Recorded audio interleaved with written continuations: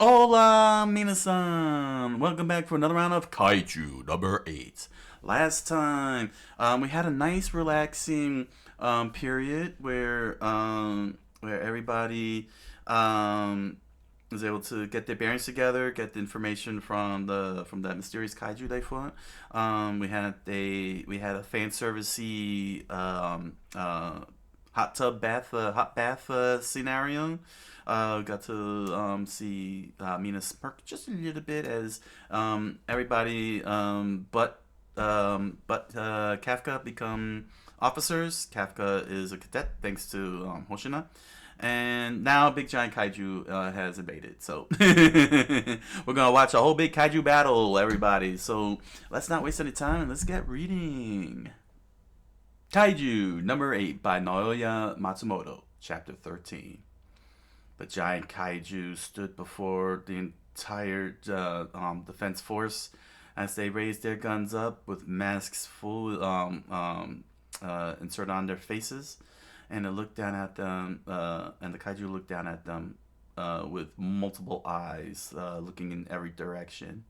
Hoshina stood as he saw the smoldering explosions wafted up into the air, as he hears the sounds of gunfire and missiles blowing up each and every kaiju.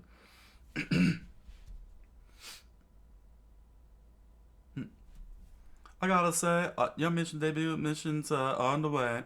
Now, get out there and blow the socks off of your senior officers, okay, children? Have fun. 3rd Division Vice Captain Hoshina Platoon Soshiro Oshina. That's a lot of word salad for a description of a very happy guy with a big smile on his face as he listens to the sound of bullets bring music into his ears. At Sony Echo, Kafka thought to himself with his mask on, it started. He looked at his hand, but it's odd. I feel eerily calm, not like back at the exams. With his eyes closed, he meditated and reflected on what he's about to do. I could tell this suit will give me what I need. Combat power unleash! And he started roaring and channeling his chi energy just like a Dragon Ball fighter, and the kaiju flipped him over the head and sent him flying. Whoa. And he landed into a pile of boxes head first, his legs stuck up into the air, twiddling around. Um, Kikoru took her mask off and screamed out, "Ah, you're too far out in the front. Keep you and your 1% farther back." uh, the lead cat, the platoon leader, looked over with a sigh on his face. For crying out loud, why the hell do we have to babysit the rookies? Kikoru rolled her eyes as he continued. At least stand someplace out of the way and observe. And as Kikoru continued watching out at Kafka, the platoon leader informed everyone. Listen up, we don't know the enemy's weak spots. Until we get intel from the front line, we need to Carefully. And suddenly, a couple of bullets, giant, large bullets, were plugged into the hole of that kaiju. And everyone watched it in horror as Kikoru replied. Oh, roger that. I'll carefully hit every point that resembles a weak spot, sir. Kikoru, like Spider-Man, clutched to the wall with her legs, fired a couple of more shots from above, plugging a few more holes as Kafka, as the platoon leader covered his face as the blood and guts flew into the air. Oh, what the hell? He thought to himself. No way those shots came from someone in their second month on the force. And Kikoru calmly, lightly landed on the very tip of her toes like a ballerina, and stared out at the kaiju with her waiting for any more movement.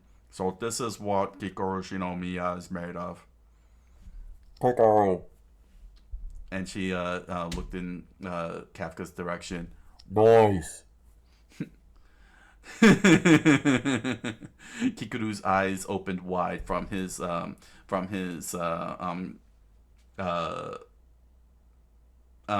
applauding gesture and thumbs up, knowing that there's a big smile behind that mask. She looked the other way in frustration. Oh, of course. This is me after all. Uh, And then she took her mask off. Vitals abnormal. Suddenly, suddenly the suit proclaimed her statistics. Vitals abnormal, heart rate rapidly increasing. Her mask dropped off in absolute anger. Oh, I could have done it without that status update.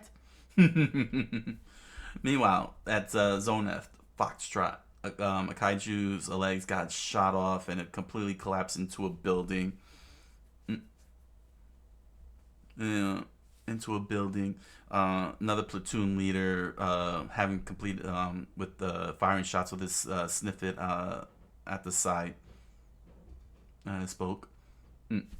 Alright, we've taken out two of its legs. Now to finish off by. And suddenly, yeah, Ihadu fired a few more shots from his rifle, taking down the kaiju completely as he slid back to avoid getting struck by the giant monster. Mm. Furuhashi, good going. The platoon leader said, and he took his mask off with a big smile, exposing his shark teeth. All right, dude. You see Reno?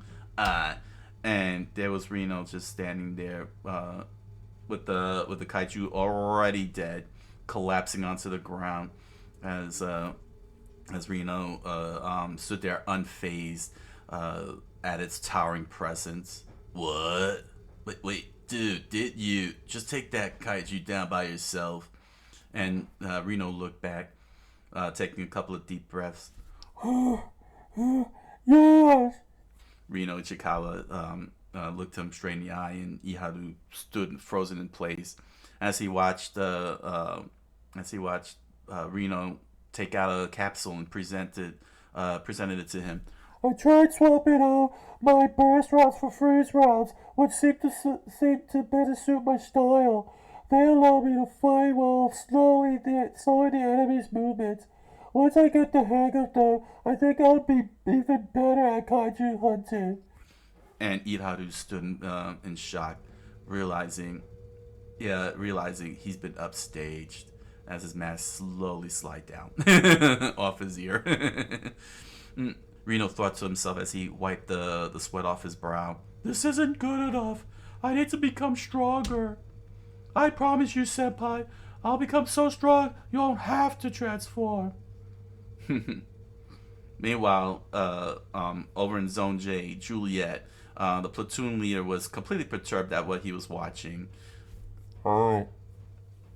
And it was Aoi and Izumo just firing away all over the place, just hitting their targets perfectly, excelling beyond the platoon leader's expectations. What's the deal with this year's rookies? To which a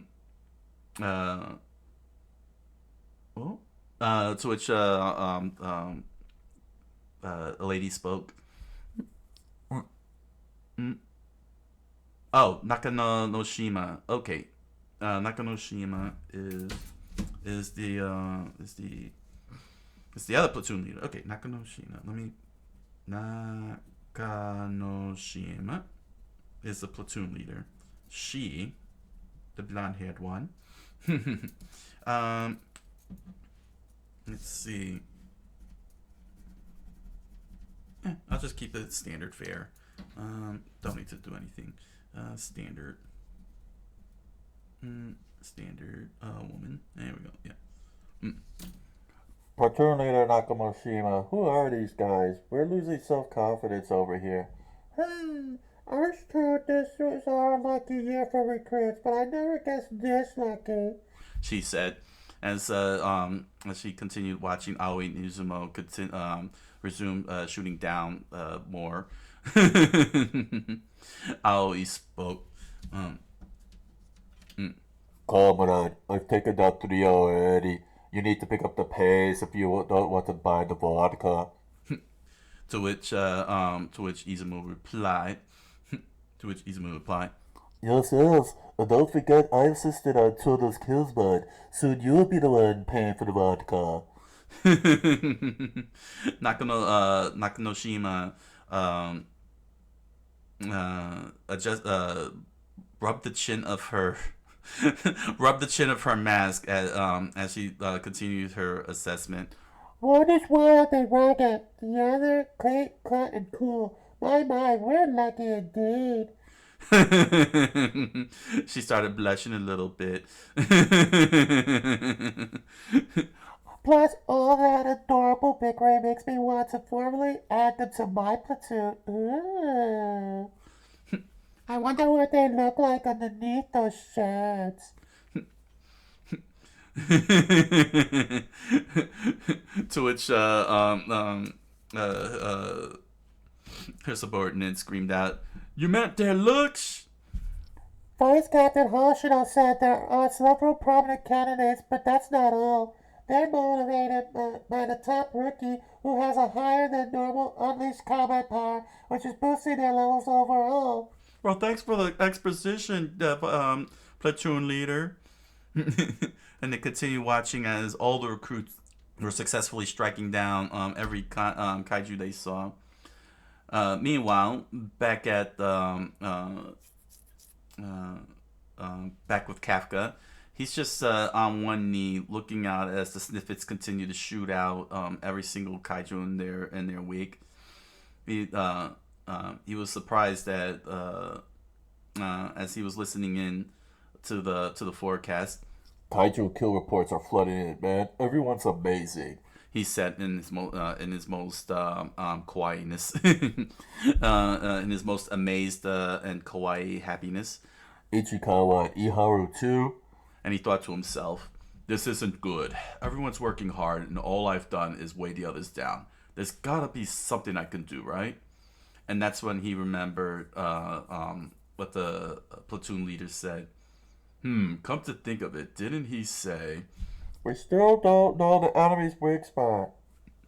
And he looked out as the kaiju laid dead on the ground, and the Sniffets continued firing wildly at the enemy, turning it into spaghetti. He slapped himself at the temple he slapped his head. He slapped his head with both hands at the side of the temple, and he opened up his eyes and realized, "I've got my own weapons," he thought. "It's time I used them." And he immediately caught the platoon leader's attention. Yikes, what is he doing?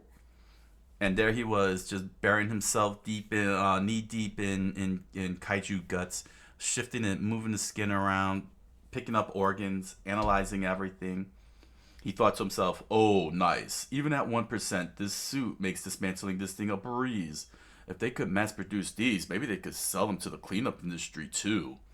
And as he started dissecting and doing an autopsy on the kaiju, he started he started doing his analysis. Okay, typical fungus type kaiju structure, he thought to himself. But the core isn't in the standard spot. Where is it? If it's not here, then maybe here. Huh? Wait, this is. And he immediately got on the horn and contacted the vice captain. Vice Captain Hoshino, I've located the core, he said over the intercom.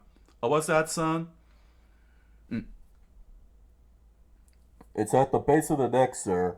Kafka said as he wiped the sweat off his brow and held the core in his hands, all torn up and broken to pieces. However, it's under hard fiber muscles acting as their spine. The weaker officers might need to flank them. Oh ho! There's just one more thing, and it's major. Kafka said as he looked down inside the guts. The Yoju also have reproductive organs. And Hoshina lowered his eyes in shock at what he heard. It's a white, bumpy organ around their rear end. Unless it's destroyed, there's a possibility that new Yoju might spawn from their corpses.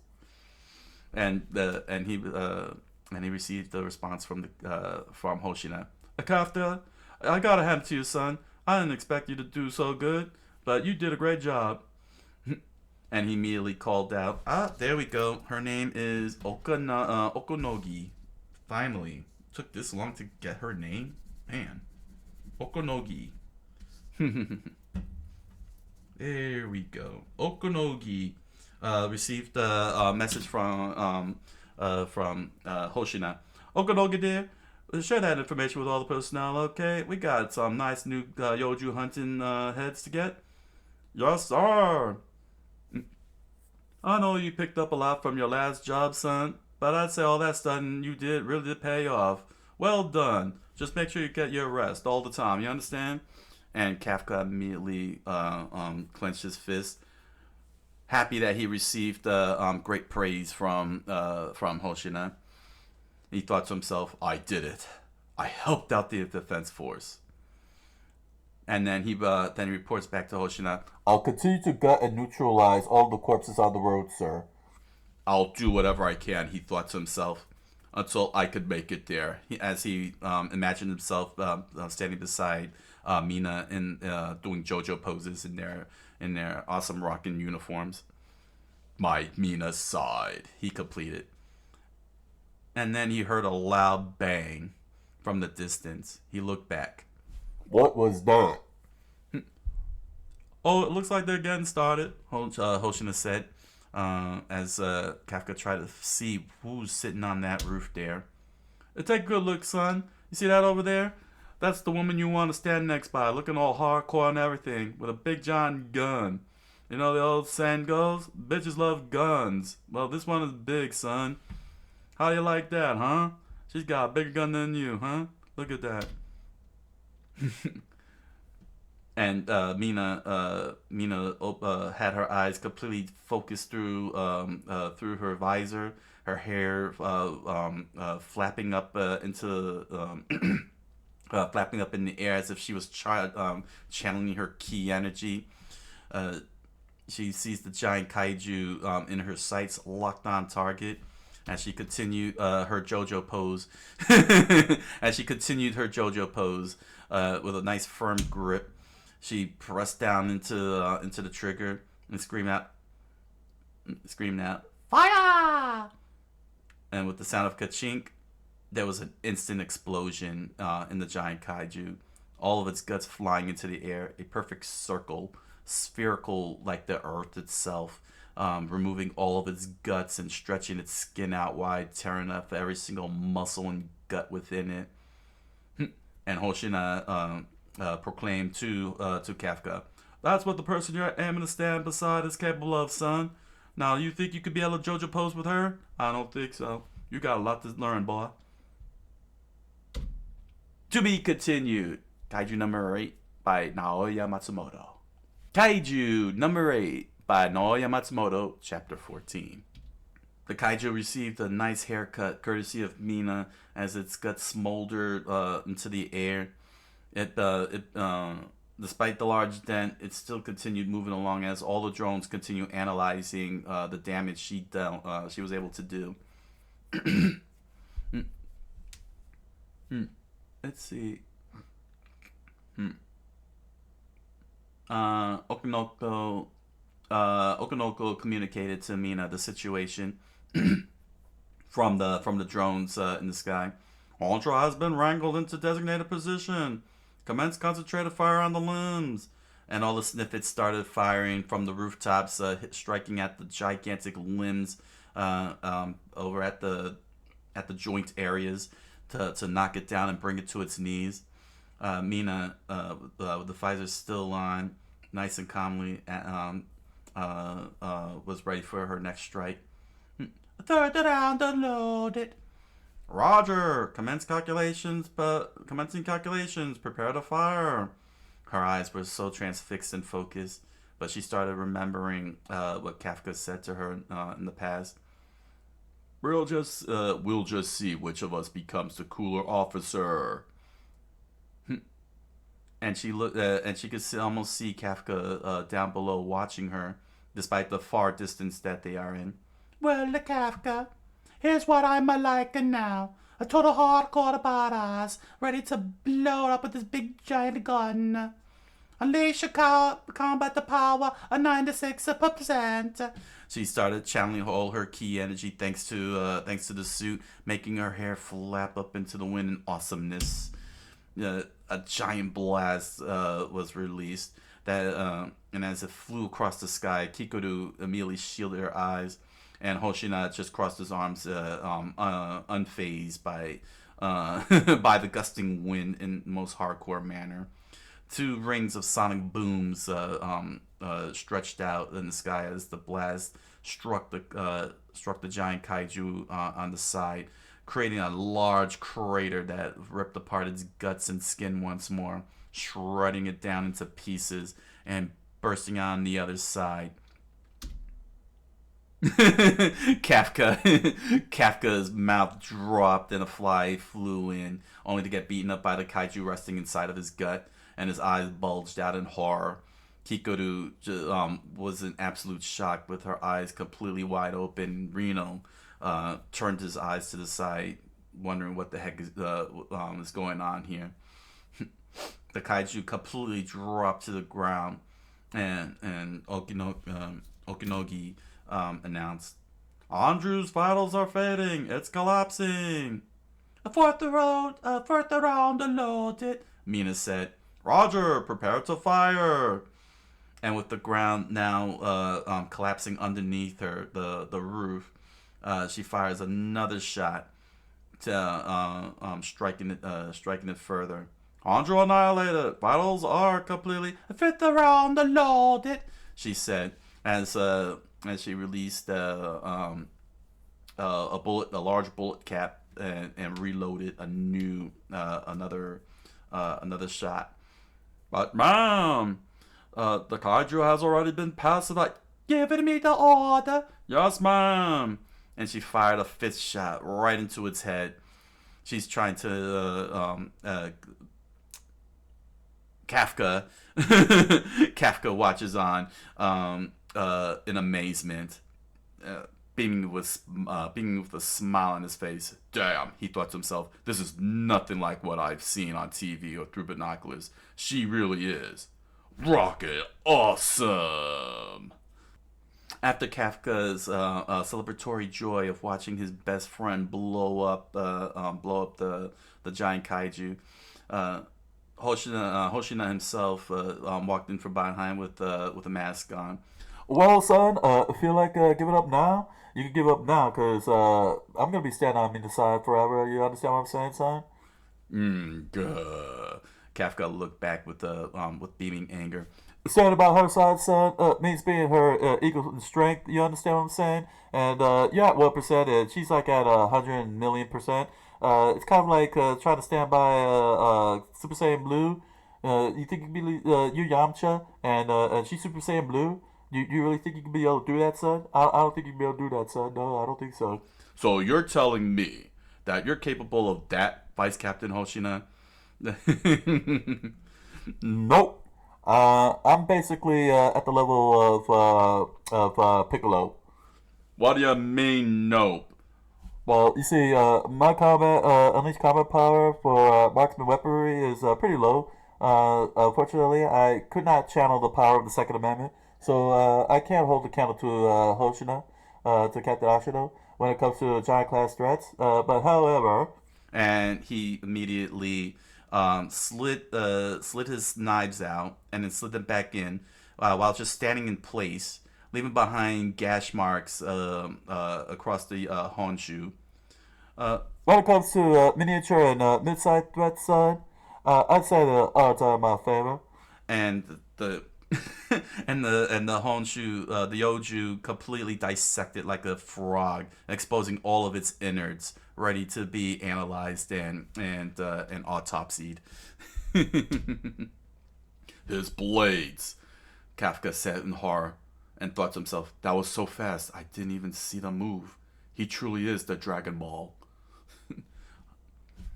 You see, young man, I come from a long line of Kaiju slayers. You see what I'm saying? Dating back to the Muromachi period. I'm totally hardcore here, and I learned how to channel in that whole Dragon Ball, Yu Yu Hakusho, Shonen stuff. You know what I'm saying? I was like total Shonen and grew up Shonen. How about you? Did you grow up Shonen? No, you didn't grow up Shonen, you see, because you're starting as a Seinen now, your whole entire journey. I started my journey as a Shonen, just like Mina started off as a Shoujo. So you're no match, you see? That's why I'm better with the blade. Captains and vice captains have the greatest combat powers. And so we're equipped with special gear tailored to suit our individual talents, son. Hmm. Oh, should I? Oh, here we go. Mina immediately communicated over the intercom. Oh, Shina, I'm done here with the haunch. Alright. Chat's over, son. I hope you learned your lesson and not trying to stand next to Mina and trying to top me. Yamcha. That's what you're going to be called from now on. You're Yamcha. The main event's about to start. Huh? And to which Kafka replied, huh? But Mina just said she beat the Honchu, so... Don't call her Mina. Dope. Didn't I tell you earlier? You ain't standing beside her, so don't you be called her Mina. And you're going to stay as Yamcha forever.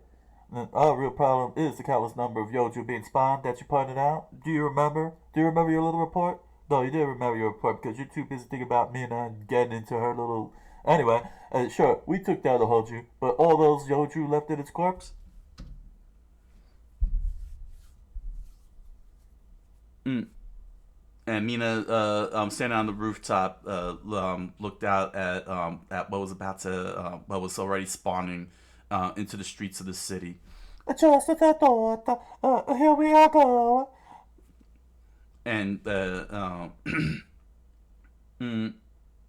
and that's when all the small Yojus started stampeding across the city, and Hoshina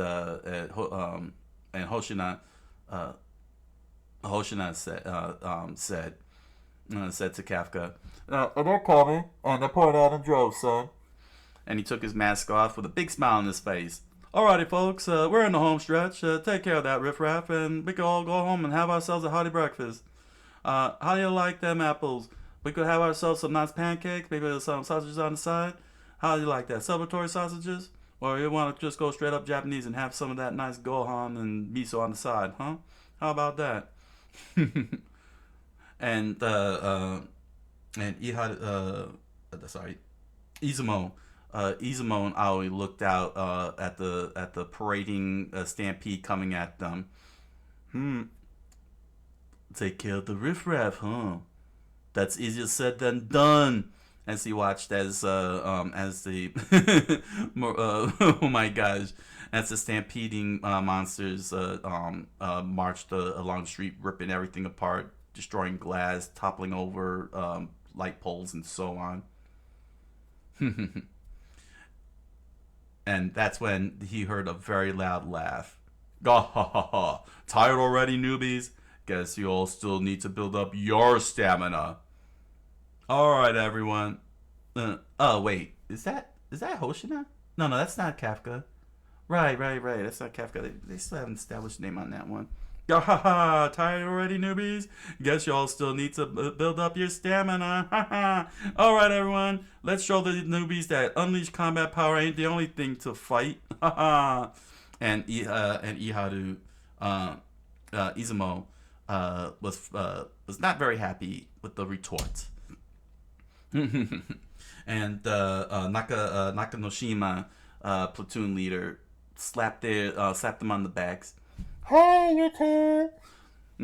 Platoon leader Nakanoshima, and she removed her mask. How about you sit back and leave the rest to your senior officers? What do you say, huh? And they were, and Aoi looked at Izumo's direction as he took a long, deep breath in frustration of the over the taunt.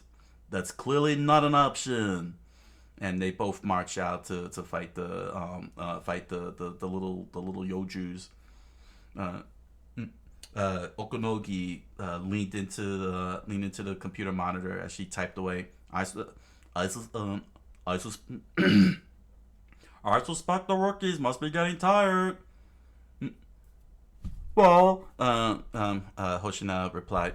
neutralizing an awful lot for their first mission. I gotta say I'm pretty impressed by that. But they do need their relaxation and resting. But if they can get through this stuff, I have no doubt that it'll elevate them to the next level. And we do need them to the next level. He said as Kikoru and Kafka ran off to the combat zone. Most officers will, close out their careers with their unleashed combat powers topping out at around 20 or 30%. Pretty much somewhere around the line of Tian Han kind of thing. And a handful of them will scale that wall and reach captain rank and become Super Saiyans themselves. The only one to scale that far, that wall so far among this year's rookies is Kiguru Shinomima. She's most definitely going to hit that Super Saiyan Blue level before we know it. But there actually may be one more who could truly do it. And I don't know if he'll be able to handle it. And that's Reno Kichikawa. It's all the signs showing. He might go Super Saiyan Blue, Super Saiyan. He might end up becoming Super Saiyan God Super Saiyan. That'll be some amazing stuff when we see that happen. And as Reno started reloading his gun, Iharu leaned back on the wall and let out a large sigh and thought to himself, "Damn it, dude! I tried hard in college for 5 whole years, so why can't I keep up with this guy?" He looked over at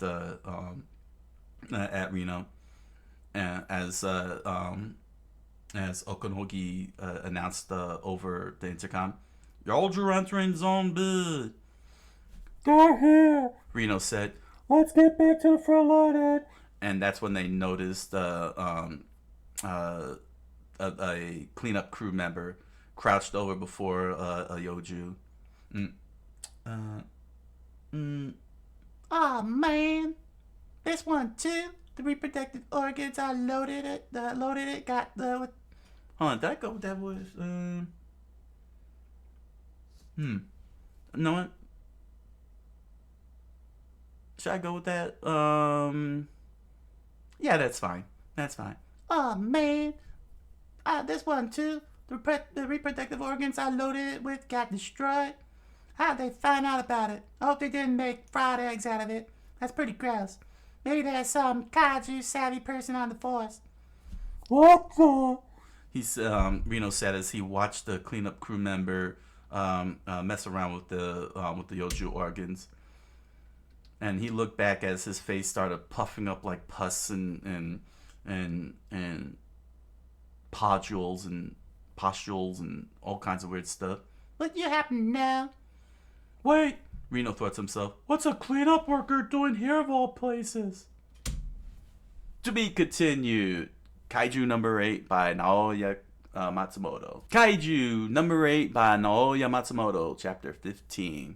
The cleanup crew sat on top of the fan, on top of their company van, looking out the distance as they see the fires looking up in the sky and the smoke merging with the clouds, and all the kaiju and Yoju and Honju laying dead across the ground. Holy moly, that's Honju's huge! The team leader, the captain said. Kafka and Ichikawa there? Come on, ain't no way I could see him from here. I guess that explains why they called in every cleaner in Tokyo Kanagawa area. Hey, you guys, the chief said. Have you seen the newbie? Why? Don't tell me he's holed up in the John again. And the newbie looked back at, turned his attention back to the Yoju and started fishing through its guts and everything. Wait, what's this? What is a cleanup worker doing here in all places? Reno thought to himself as he listened. Oh man, this sucks. I plan on outwitting them with Yoju variant that can split off from itself. Should I revive them again? Nah, I can only bring back so many, and it really wears me out. I just hope they didn't eat those dang eggs like they were chickens. Reno thought to himself, what is he talking about? Something's off about this guy. And Izumo started approaching the cleanup worker. Hey, buddy! And the newbie stood up and looked at him with some of the most uncanny eyes ever. It freaked Izumo off as he took a step back and said, "This place ain't safe, dude. So just stand by till you're instructed to." And suddenly a finger was pointed at him. There was the sound of the whip. He looked out at Uzumo. "You're next," he said. "Huh?" And suddenly weird veins stretched out of the skin, and a weird bubbling festering pus built up at the fingertip. And Reno knew what was about to happen. Look out, Hiharu! He screamed out, and Iharu looked in Reno's direction, not paying attention, as his chest turned into a giant hole, and he became a Swiss cheese. His blood flew up into the air, and he looked at the wound in shock. "Oh man, I missed the hot. My accuracy really takes a hit in this form, doesn't it?" And as blood slowly dripped out of the gaping hole in Iharu's chest, he screamed out, "Dude, this is total pain." Reno took his mask off to check on him. Iharu! "It won't stop bleeding, dude. Dang it. Why won't it stop bleeding?" Just calm down and use your suit's function to bind the wound. "The hell is this, dude? The hell is this, dude?" It's a kaiju. Reno thought to himself. If there are other humanoid kaiju aside from Kafka. And then they watched as bulging muscles and skin stretch out, large balls and pustules, his head just staring at them in the most uncanny abyss. It started taking form and became a kaiju. "Hi," he said. And and Izumo freaked out. It's the humanoid type from back at the pissing grounds! Reno screamed out. "Wait, for real, dude? This is the thing that took out Shinomiya?" Most likely. "Aw, man. Dang it." "Oh man, I hate to leave here empty-handed. I should at least take an officer back with me as a living sample, don't you think?" The Oju said, the kaiju said, as Izumo, as Iharu nursed his wound, and Reno freaked out at what he heard. He immediately got on the intercom. "Platoon Leader Ikaruga! We've encountered a humanoid kaiju requesting backup of me." And suddenly there was a loud buzzing sound in his ear. It nearly popped the drum, and the kaiju spoke out. Right, communication, radio communication, yes. I already got that covered. You see, this section is already within an undetectable pocket of space. Why I'm telling you this, I don't know, but I figured, I'm a bad guy, I'm on a log. So, for a trick designed to keep me hidden in the human world, it works surprisingly well for hunting them, don't you think? And he immediately created another pustule at the tip of his finger and aimed it at Reno. He fired at it, and Reno knew. "It's coming!" he thought to himself, and he dodged to the side, taking a shot on the side of his abdomen. "Reno, dude!" Iharu screamed out as another shot happened, and Reno jumped to the side, only for a chunk of his leg to get shot off. "Oh!" And as blood sprayed out of his leg, the kaiju was a little shocked. Huh? Oh. He tilted his head to the side. My aim seems slightly off. And Reno started nursing his wound. "This pain's unreal," he thought to himself as he took long, deep breaths. "He's breaking through the suit's shield like it's nothing. But..." "Hey, wait, you. Yeah, you. The kaiju said. You can see my shots, can't you? Oh, you must be a Dragon Ball character. I got it. All right. I think I can rectify this issue here." And Iharu was shocked when he realized what happened. And that's when Reno remembered what Kikoru said in a flashback back at the cafe. "Oh, right. I'll fill you in just in case you run into that thing in the wild. At first I thought it was using some sort of magic or witchcraft." She took a sip of her tea. "But if you look closely at his fingertips, you'll see it was a sort of tell before attacking." And it happened again as it formed its pustules and then pulled it in. Gotta look closer. If I can get a grasp on the timing of this shot." And he did, just as the blast flew right past him. not even delivering a single strike. I can dodge them! Piccolo was right! Piccolo's right about dodging! Dude, he dodged the dang thing. He must have learned from the school of Piccolo, Iharu said out loud. Oh, just like I figured. You really are Dragon Ball. I'm gonna have to deal with you somehow. Because you learned from the school of Piccolo.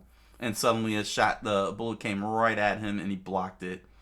And there Reno stood with eyes trained like a wild animal. The kaiju looked at the small wound and showed no sign of pushback or phasing. Iharu, fall back and send reinforcements. Say what, dude? Why do I have to be the one getting saved by you? And Reno immediately jumped to the side as another blast missed him, and Iharu was pushed off from the strike. Iharu noticed a small chunk of his shoulder was taken off and blood splurted up. They both looked at the kaiju as he just stood there with his fingers still pointing, unfazed by the whole entire moment. Ah, dude, it freaking hurts. Why does everything gotta be a pain? Iharu, you have to go, please. Reno thought to himself. Doesn't get any scarier than this. This thing took down Shinomiya of all people, he said as he felt his heart racing at such a high speed. I don't stand a chance against it. But at least I could save somebody. And Iharu ran off, nursing his shoulder. But the kind of officer I strive to be.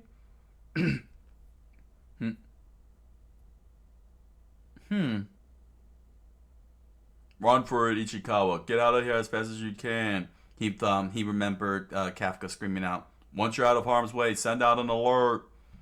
And Reno put his mask on, thinking to himself, there's one who could lay his life on the line to protect one of his own at a time like this. And his whole entire eyes swirled into extreme focus as he stared down at the Yoju, the kaiju, ready for a throwdown. To be continued, Kaiju number 8 by Naoya Matsumoto. That was a most excellent kaiju battle. Very well done in manga form compared to the anime. The pacing was nice. Communications was tight. Nobody. What I'm liking here is that there's no a-holes. You know what I'm saying? You always get that when you have these teams where everybody wants to be like that a-hole, that hardcore a-hole trope, and especially in shonen. You know what I'm saying? Like Bakugo comes to mind. We don't get to see any of that with all of them. They are behaving like adults because they are adults and they are doing cooperation and they're doing their jobs. They're doing their jobs, and this is such a fresh breath of fresh air. You know, when you watch so much shonen, you always get the dang angsty, unnecessary angst and the angry shonen or the moody shonen. You know what I'm saying? You know, they're supposed to be growing up, but they ain't growing up fast enough. And you're like, can you grow up already? Can you get over yourself? You know what I'm saying? Sometimes the shonen stereotypes go to the extreme end. But when it comes to seinen, you really see adult being adult. And this is really pretty impressive. Seeing on the field action and everything. Everybody had a role and they all delivered on it in most epic way possible. But of course we got to have our little sense of comedy here with Kafka, getting all pumped and everything. He's like channeling all the power, only to just get knocked off to the side and into the boxes and everything. He's like, woo, plank. That's what's so cool about Kaiju number 8. Just doesn't forget to have a little sense of humor at times. You know what I mean? It knows when to be real serious and it knows when to deliver a nice sense of humor without being over the top goofy. But and Kafka, of course, ends up getting knocked over, and people are like, "Come on, why?" And Kikoru, of course, shows off why she's gonna be tops in the whole. But of course, Kafka annoyingly being like, "Yeah, cool," and Kikoru and I don't think it was conveyed in the anime, but here they really conveying that yeah, she's I think she's getting the hots for Kafka. Which boy, if that's gonna form into a love triangle, that's gonna be very crazy. I'm not sure what it is, but I mean, if I were to do one of those shipping theories things, I could see Kikoru and Kafka hooking up, but I could also see him and Mina. So it's one of those. Either way, may not be a bad, won't be a bad thing. But I think it'll also depend on as they get to learn more about each other as it goes along. You know, Kikoru and Kafka versus Kafka and Mina. That you'll see. You know, that we'll actually see who's the better fit between the two. Shippers, I wonder how many people are shipping on these two out. But yeah, our principal cast is followed very well.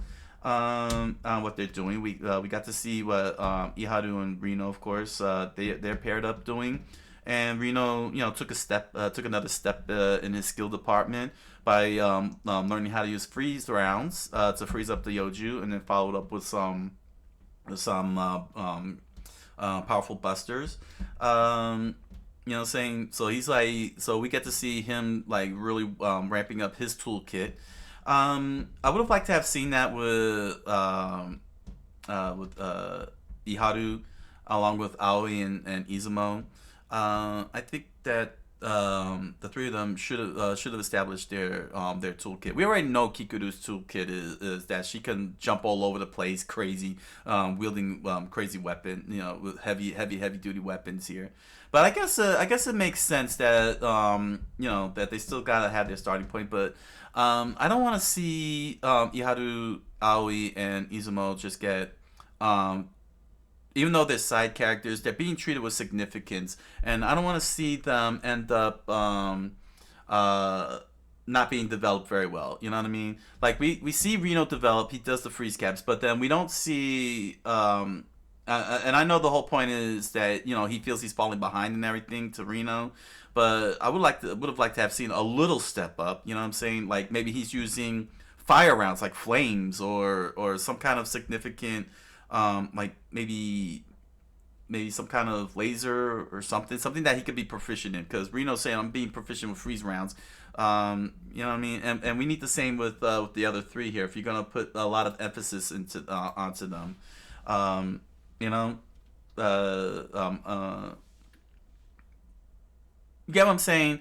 You know what I'm saying? It's like it's not enough to just have them shooting down everything and whatnot. If you're gonna have Reno taking a step up, then and Kafka's taking a step up, and Kikoru's always taking a step up, then the other three, Izumo, Aoi, and Iharu's got to take a step up. They got to be proficient in something. They got to do something that's proficient. They can't just act like the generic side characters, like the Sniffits. Let's see here. Yeah, like these Sniffits up here on the top right. These no-name, faceless Sniffits. Because that would be a shame. And on top of that, we're now getting names from the platoon leaders, like Nakanoshima. Also, it took them a long time. We're 13 chapters in, and we finally got her name. Her name is Okanogi, who's announcing that. That should have been established from the beginning, since she's playing operations, you know what I'm saying, control ops, and giving information out. It would have been nice to have gotten her name. You know, where is this here? There we go. Yeah, Okanogi. Yeah, you see, now we get her name. Why do we have to wait 13 chapters for her name? We should have had that from the beginning, because she's very, very prominent as well as as control ops. You know what I'm saying? Then we got a nice little conversation from Hoshina and Kafka about being by Mina's side, and we get ourselves quite possibly one of the most epic scenes here. You want to talk about selling badassery? This is it. This is it right here. Just look at that. Look at that. Nice, a nice pose. You know, showing strength and everything, holding the gun up, having the hair flapped in the wind and everything. Like, you want to sell badassery, this is it right here. And then to make it even more badass, to make the badassery even more awesome, you show her face. You show her stoic, determined, laser guided focus face with the hair flat with the hair flapping up from the wind, and then deliver the freaking blast. It's like, yeah, she's epic. I mean, man, that's how you sell, and it's such great art, especially the little details with the caution sign on there, on the side of the cannon with all the instructions and whatnot. The great scale of just how big that thing is compared to her, and then just really seeing, you could really see it in her eyes, that she is really really dedicated to what she does. It's pretty epic. It's pretty epic. That's gonna be my thumbnail. I'm gonna make that my thumbnail. But yeah, yeah, it's a pretty good sell. That's a pretty good sell, which is a rare thing to do. Saying when you want to sell badassery. Um, however, however, she started getting a little too carried away at this point. Saying that's a beautiful money shot. Just really showing again the scale of the kaiju. Scaling is phenomenal in Kaiju number 8. Just like in One Piece, the scaling. That little dot, okay, that little dot somewhere around here is that little dot, and that's supposed to be Mina. That's how big this kaiju is. She's a little dot that blew debris up along here and just fired this big gigantic gaping hole with this thing without even destroying. My gosh, man, beautiful scaling. Matsumoto-san and the team really do a great job showing the scales. However, sadly enough, Mina got a little out of control here at this point. And that's a bit of a tell in storytelling, because she's clearly at this point showing off. I think that from the way she displays her attitude in the next panel, Kafka was amazed. He was impressed. He couldn't believe what he's seeing from Mina, how far she's come. And let's see here. Let's see here. There's a point where she says that. Let's see. Wasn't there a section here? I'm trying to find it. Oh wow. There was a point. Let's see. Oh yeah. Right here. She's like, here's what I'm like now. There we go. Saying she's remembering, talking about which one of us is gonna be the cooler officer, and she's like, yeah, I'm the cooler officer here. It's like, well, Kafka, here's what I'm like now. Awesomeness. And he's like, yeah, she's awesome. Man, get these two need to go to a freaking bedroom, man. They need to get a freaking hotel room quick. They're really getting their rocks off, showing off with each other and everything. But yeah, she did overdo it. She did overdo it, and that's because she the tell is that she wanted to impress Kafka. I'm convinced that she wanted to impress Kafka doing this, by doing all of this. She wanted to impress him. You know what I'm saying? Because these two really wanted to be these total top badass kaiju hunters and everything. And this is her showing off. She's really just showing off to Kafka. She wants him to be impressed at how far what she could do and how far she can come. She's happy. It's clear that she's very happy he made it. It's very clear. It's very clear that she's happy that she made it, that he made it in, and now she wants to show off, which may not be a good idea. But you know what? Everything's under control. She's got a good handle of the whole thing. There's no consequences because everything is under control. So I guess that's a fair say, saying that she could be able to do it because everything's under control. So therefore, she can actually legit show off without fear of the Honju and the Kaiju and the Yoju going out of control and everything. But it's a very nice depiction, you know what I'm saying? Because when we were introduced to Mina, she was being all stoic, acting all Sasuke-like and everything, being all moody. But in fact, you know, that panel, you know, her saying, "Here's what I'm like," that's her real feelings, man. She's happy. She really is happy that Kafka finally did it and made it in, and she wants to show off and impress him. They need to get a hotel room quick. And then we get to see more badassery from Hoshina himself. My man, all he did was just go. That's it. Straight out of the Waco Kid in Blazing Saddles when he just went. And you see the bullets all the guns get shot off, and the next panel is just like this. If you don't see him move his arms like this, it's already like this. That's Hoshina. I picked the right voice on that one. He's the Waco Kid. Get that Western voice, that cowboy voice going. But what a detail of the guts on this creature here. That must be the brain. There's the mouth, the esophagus, the guts. Oh man, they really go hard on this. This whole team here, they really go hard on this, hands down. With the details, pretty impressive.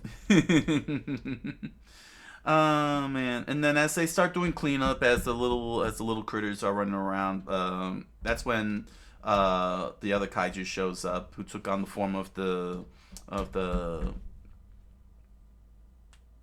cleanup crew. He shows up with Reno and Iharu, and we get a nice little fight between these three here, which is pretty good because nobody carried the idiot ball in this instance here, in this situation. Saying Iharu has not seen this kaiju. He doesn't know. He knows nothing. He has no information. Reno has all the information, and he was able to provide it. And what was great about it is that they did go into a flashback real quickly. Let's see here. Where's the flashback at? Let me see if I can find the flashback. Let's see. They did the flashback. I saw it. Yeah, here it is. They did the flashback.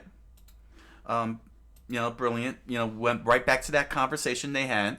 So they didn't just end the conversation at Kafka revealing that he's Kaiju number 8. She shared information about what this thing did. Very good writing. Very good writing. It's very good writing. Saying sometimes writers tend to forget the little things like this. And then you end up with these plot holes, or accidental plot holes, or head scratchers, and you're wondering why is everybody acting this way and everything. And sometimes it's because the details like this tend to be forgotten. And because we're seeing Reno dodging, he's dodging like Piccolo teaches Gohan to dodge. We get a quick little flashback where Kikuru, shared the information. She didn't keep it to herself or anything. She warned them what this thing was capable of doing and what they saw, and that's excellent piece of writing. It's very easy to forget those little things to help explain why Reno suddenly can dodge so easily an attack that took Kikuru off guard and plugged her like Swiss cheese. So very well done, and this whole entire chapter was very well done with their battle. Like they really held their own. They took advantage of the information. Saying they were able to make things work. Eventually, also we find out world building as part of the world build that kaiju like him are capable of creating a field that can hide them from any type of human detection, and most importantly, can also jam radios, and that's even more scarier. Jam the radios out. So yeah, they're really screwed at this point. What's gonna happen? We don't know. Because Reno told Iharu to run, and he's going to have himself a one-on-one with this kaiju. So yeah, excellent 3 chapters. Kaiju number 8 manga is definitely excellent and translated very well in the anime. Great job, man. This is definitely a top tier of the season. You know what I'm saying? Top tier. This is top tier. How it'll finish off, we won't know, but it's top tier, and that's the important thing. Is it's working out good. Comment, like, subscribe, follow. You know you want to, and head on over to Amazon.com and grab yourself a copy of The Impossible Man, a strange fantasy novel written by me. You'll find links to the book down in the description below, along with links to other merch such as pins, stickers, t-shirts, music. Enjoy the products. Thank you for your patronage. And if you're interested, you could join me on my live multi-stream on Twitch and Kick every Monday through Thursday, 10 o'clock p.m. Eastern Standard Time. I look forward to hanging out with you. So until the next set of chapters, thank you all for joining me. I wish you all a good night, a buenas noches, and oyasuminasai.